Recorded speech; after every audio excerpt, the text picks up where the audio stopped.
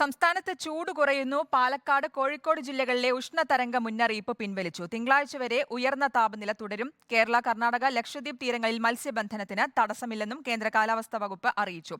സുനിഷ അയ്യലൂർ നൽകും വിശദാംശങ്ങൾ. സുനിഷ, ആശ്വസിക്കാവുന്ന റിപ്പോർട്ടാണോ ഇപ്പോൾ വരുന്നത്?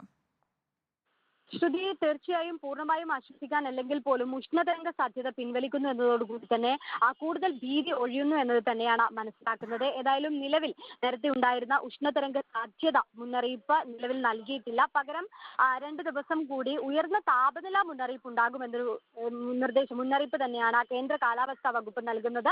നേരത്തെ ഉള്ളതുപോലെ തന്നെ 12 ജില്ലകളിൽ യെല്ലോ അലേർട്ട് തുടരുന്നുണ്ട്. വയനാട്, ഇടുക്കി ഒഴികെയുള്ള ജില്ലകളിലാണ്. ഈ പറഞ്ഞതുപോലെ പാലക്കാട് ജില്ലകളിലായിരുന്നു പ്രധാനമായും 40°C ചൂട് ഉയർന്നുകൊണ്ടിരിക്കുന്നത്. പക്ഷേ പാലക്കാട് നിലവിൽ 39°C, കൊല്ലം, തൃശൂർ, കോഴിക്കോട് ജില്ലകളിൽ 38°C നിലവിലെ താപനില. ആലപ്പുഴ, കോട്ടയം, പത്തനംതിട്ട, കണ്ണൂർ ജില്ലകളിൽ ഉയർന്ന താപനില 37°C ആയിട്ടുണ്ട്. ഇനി വരുന്ന ദിവസങ്ങളിൽ 2 ദിവസം കൂടി 2 മുതൽ 4°C വരെ താപനില ഉയരാനുള്ള സാധ്യത മുന്നറിയിപ്പും കേന്ദ്ര കാലാവസ്ഥാ വകുപ്പ് നൽകുന്നുണ്ട്. മെയ് 6 വരെ, അടുത്ത 2 ദിവസം ഇതേ രീതിയിൽ തന്നെ ഉയർന്ന താപനില തുടരുമെന്നതാണ്. ഒപ്പം തന്നെ ആലപ്പുഴയിലും കോഴിക്കോടും ചില പ്രദേശങ്ങളിൽ ഇന്ന് ഉയർന്ന രാത്രി താപനില ഉയരാനുള്ള സാധ്യതയുണ്ട് എന്നൊരു മുന്നറിയിപ്പ് കൂടി നൽകുന്നുണ്ട്.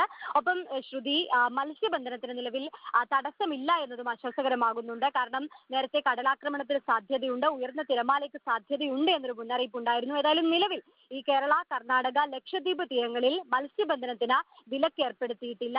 ഈ മത്സ്യബന്ധനത്തിന് വിലക്ക് ഏർപ്പെടുത്തിയില്ല എന്നൊരു മുന്നറിയിപ്പ് കൂടി കേന്ദ്ര കാലാവസ്ഥാ വകുപ്പ് നൽകുന്നുണ്ട്. ഏതായാലും ചൂട് കുറഞ്ഞിട്ടില്ല എങ്കിൽ പോലും ഉഷ്ണതരംഗ സാധ്യതാ മുന്നറിയിപ്പ് പിൻവലിച്ചു എന്നത് തന്നെയാണ് ആശ്വാസമേകുന്നത്. ശ്രുതി, തീർച്ചയായിട്ടും പാലക്കാട്, കോഴിക്കോട് ജില്ലകളിലെ ഉഷ്ണതരംഗ മുന്നറിയിപ്പാണ് പിൻവലിച്ചിരിക്കുന്നത്. ചൂട് കുറയുന്നു എന്ന റിപ്പോർട്ടാണ് ഇപ്പോൾ വരുന്നത്. സുനിഷ അയ്യലൂരാണ് വിശദാംശങ്ങൾ നൽകിയത്.